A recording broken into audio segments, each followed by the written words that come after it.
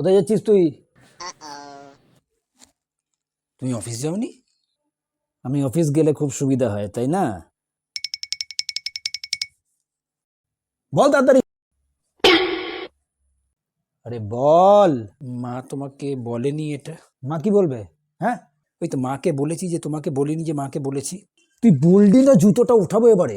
ওই বন্ধু। কি বললি? না না, বুদ্ধদা, বুদ্ধদার দোকানে কিছু জিনিস আনতে যাচ্ছিলাম। ও, তাই তো সেজে গুজে পুজো আচ্চার দিনে তো সবাই পড়ে। আচ্ছা শোন, আসার সময় বুদ্ধর দোকান থেকে এক প্যাকেট সিগারেট নিয়ে আসবি আমার জন্য। চারমিনার আনবো? চারমিনার? সে আবার কি কথা?